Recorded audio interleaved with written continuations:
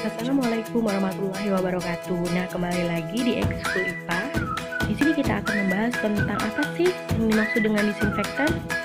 Oke, masih bersama Ibu Tias Pratiwi ya, dari SMP Negeri 6 Sungai Liat, Kabupaten Bangka, Provinsi Kepulauan Bangka Belitung. Infeksi adalah sebuah tindakan atau upaya destruktif atau membunuh mikroba patogen bentuk negatif bukan endospora bakteri menggunakan bahan kimia pada jaringan hidup, kulit, mucosa maupun pada barang objek mati peralatan medis. Disinfektan adalah bahan kimia yang digunakan untuk mendisinfeksi pada benda mati. Apa sih disinfektan itu? Sebagaimana disebutkan di atas, cairan disinfektan adalah senyawa atau bahan kimia yang difungsikan adalah sebagai pencegahan terjadi infeksi atau pencemaran oleh zat klinik. Cairan ini juga biasanya disebut sebagai obat yang digunakan untuk membasmi kuman, penyakit, contohnya seperti virus corona. Ada beberapa faktor yang mempengaruhi efektivitas cairan disinfektan. Yang berikut adalah beberapa faktornya untuk mempengaruhi efektivitas atau tidaknya senyawa kimia untuk mengusir virus dan bakteri.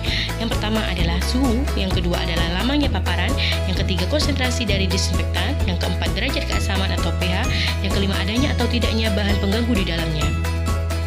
Agar efektivitasnya bagus, semua faktor di atas sebaiknya diperhatikan dengan seksama. Selain itu, perlu diketahui bahwa derajat keasaman merupakan faktor yang sangat penting dalam menentukan efektivitasnya. Dalam hal ini, bila tidak dalam penggunaan pH yang pas, disinfeksi yang dilakukan oleh senyawa tersebut tidak akan berdampak. Jenis-jenis cairan disinfektan. Ada banyak jenis disinfektan yang harus Anda ketahui, di antaranya adalah yang pertama, iodin. Jika proses disinfeksi dilakukan dalam skala kecil, maka iodin sudah cukup untuk mengatasinya. Sebagai contoh, 2 tetes iodin 2% dalam larutan etanol sudah bisa digunakan untuk disinfeksi air berukuran 1 liter. Senyawa iodin yang umumnya dipakai sebagai disinfektan adalah iodator. Hal ini karena sifatnya sangat stabil, aktif membunuh berbagai jenis bakteri dan umur simpannya sangat lama. Zat ini mudah disubversi, sifatnya non-korosif dan tidak bisa digunakan untuk mematikan spora.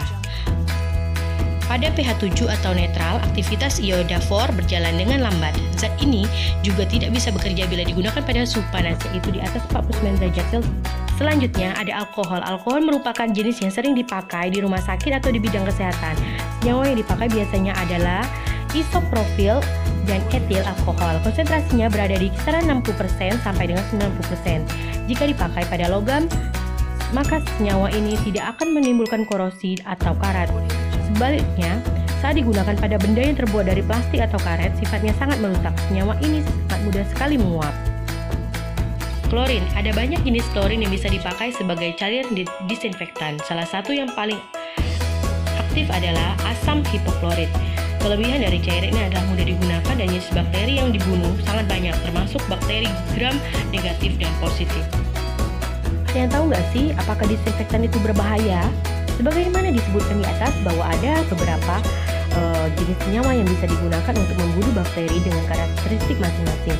Senyawa-senyawa ini juga punya tingkatan berbahaya sendiri-sendiri. Dari yang tidak berbahaya bahkan bisa dimakan, hingga sangat berbahaya karena sangat beracun. Nah, contoh produk disinfektan yang tidak berbahaya. Jika kamu sering berada di dapur, ada beberapa bahan yang sebenarnya punya sifat seperti disinfektan, diantaranya seperti baking soda atau soda kue. Tidak hanya itu, bahan lain yaitu seperti cuka juga bisa dikategorikan sebagai disinfektan ringan. Dua bahan ini bisa dimasukkan ke dalam makanan dan aman dikonsumsi. Sementara, bahan seperti hidrogen peroksida aman dipakai asalkan dosisnya sesuai dengan jumlah yang kecil. Sayangnya efektivitas bahan-bahan di atas juga tidak cukup terbukti ampuh untuk mengatasi virus dan bakteri. Jenis penanganan virusnya sangat kecil sekali ya. Untuk produk disinfektan yang bisa sangat berbahaya, berikutnya adalah beberapa bahan yang penggunaannya perlu diwaspadai karena tingkat berbahayanya. Yang pertama, pemutih, klorin, formaldehida, alkohol. Bahaya yang dimaksud biasanya berhubungan dengan iritasi kulit, permasalahan pernapasan, dan beberapa permasalahan kesehatan lainnya.